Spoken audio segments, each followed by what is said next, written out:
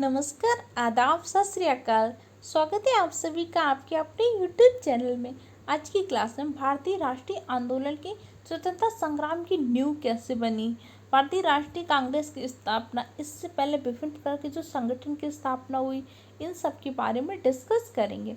अगर आप बिहार शिक्षक भर्ती परीक्षा की तैयारी, SSC, RO वीडियो एग्जाम की, SSC GD पुलिस या फिर किसी भी एग्जाम के प्रिपरेशन कर रहे हैं, अगर आपके एग्जाम में जीके से क्वेश्चन आता है तो क्लास आप सबके लिए बहुत ही हेल्पफुल होगी।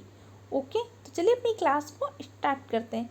देखिए, मेहनत तो करनी पड़ेगी, मेहनत का कोई भी विकल्प नहीं होता और मेहनत करके कभी कोई मरा भी नहीं है। तो अगर कुछ टाइम है, इस टाइम पे ज़बरदस्त तरीके से मेहनत कर लीजिए। आपकी आज की मेहनत आपको कल 5 साल बाद बहुत सुकून देगी।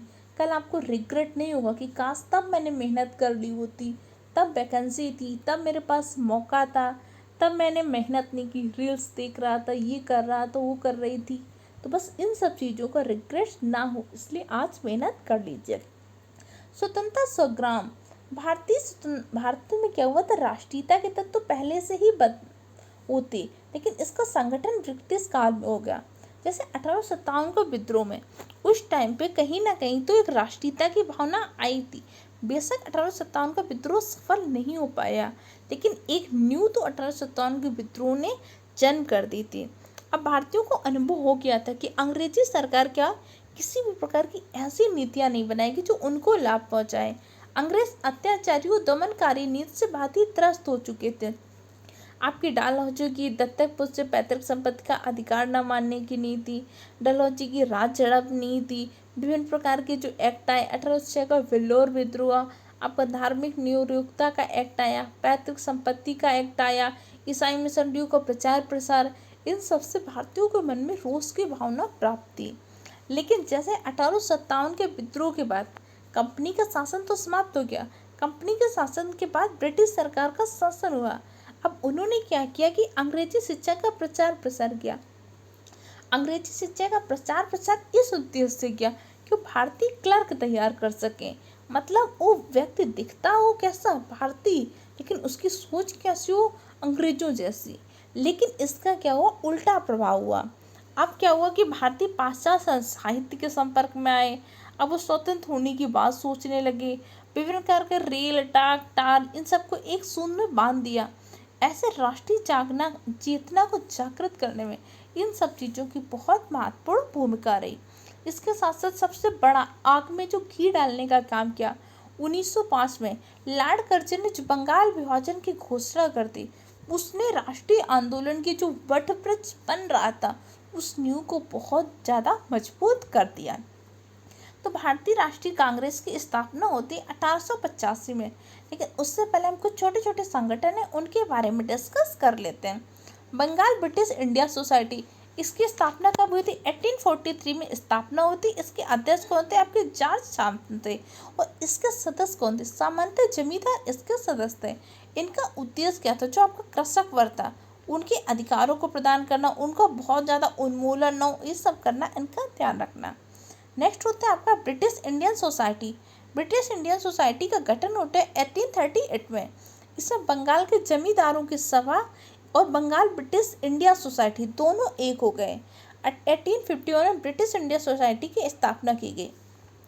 एक्चुअली क्या, बंगाल के जमींदारों ने एक अलग, बंगाल जब से अंग्रेज है तब से बंगाल उनके लिए एक बहुत अच्छा राजस्व स्रोत भी था, व्यापार का भी बहुत अच्छा साधन था। इसलिए क्या हुआ, ब्रिटिश इंडिया सोसाइटी ने 1851 में ब्रिटिश इंडिया सोसाइटी की स्थापना हो गई। भारतीयों के प्रतिनिधित्व की मांग, अब भारतीय कह रहे कि भाई प्रशासन में भी हमें प्रतिनिधित्व तो चाहिए। इसके बाद 1852 में आपकी मद्रास नेटिव एसोसिएशन की स्थापना होती है। लेकिन इस संस्था ने क्या किया था, जो 1857 का विद्रोह हुआ था उसकी निंदा की थी। उसने कहा कि हमें इस प्रकार का रक्तपात नहीं करना चाहिए, इस प्रकार का विद्रोह नहीं करना चाहिए। इनकी इन सब बातों ने मद्रास नेटिव एसोसिएशन को कोई भी किसी प्रकार का जन समर्थन प्राप्त नहीं हो सका था। बम्बई एसोसिएशन, बम्बई एसोसिएशन की स्थापना हुई थी 1852 में। इसमें बम्बई के विभिन्न प्रकार के धनी, व्यापारी, मध्यम वर्गीय लोग शामिल हुए थे। इसका मुख्य उद्देश्य क्या था कि सिविल सेवा की परीक्षा को इंडिया में आपने पहले पढ़ा था कि सिविल सेवा की जो परीक्षा है वे कहाँ पे आयोजित कराते हैं, लंदन में। लेकिन इन्होंने कहा कि भाई जो परीक्षा है इसको एक तो लंदन के बजाय इंडिया में आयोजित कराई है, और जो सरकारी पद है उसमें क्या करना है, भारतीयों को नियुक्त करना है। जो बोर्ड ऑफ डायरेक्टर्स बना था उसमें कितने 15 सदस्य थे, जिसमें 8 सदस्य के होते तो ब्रिटिश सरकार खुद लगाती थी, 7 सदस्य नियुक्त किए जाते थे। ऐसे नहीं कि विभिन्न प्रकार के जो सरकारी पदाधिकारी हैं उन्हें भारतीयों को नियुक्त करिए। जब भारतीय नियुक्त होंगे, एक तो भारतीयों की समस्या को आसानी से समझ पाएंगे, दूसरा वो भारतीयों के हित के बारे में भी सोचेंगे। इस संस्था ने मांग की थी। इसके बाद 1870 में 1870 में पूना सार्वजनिक संस्था की स्थापना की। ये सरकार और जनता के मध्य एक बॉन्ड बना रही थी, मध्यस्थता का काम कर रही थी। 1875 में इंडियन लीग की स्थापना किसने की थी, शिशिर कुमार घोष ने। नागरिकों में राष्ट्रीयता की भावना को जागृत करने के लिए उसे राजनीतिक शिक्षा। एक्चुअली उस टाइम पे भारतीय अपने अधिकारों के प्रति जागरूक नहीं थे, इतना वो दब गए थे, इतना ज़्यादा परेशान थे कि उन्हें अपने अधिकार ही नहीं पता था कि हमारे अधिकार क्या हैं। इसमें शिशिर कुमार घोष ने बहुत बड़ा काम किया। 1875 में इंडियन लीग की स्थापना की थी। तो छोटे छोटे इनको आज की क्लास में डिस्कस किया। भारतीय राष्ट्रीय कांग्रेस की स्थापना कैसे होती है इसको हम नेक्स्ट क्लास में डिस्कस करेंगे। तब तक के लिए चैनल को सब्सक्राइब करिए, वीडियो को लाइक कीजिए, दूसरे फ्रेंड के साथ शेयर कीजिए।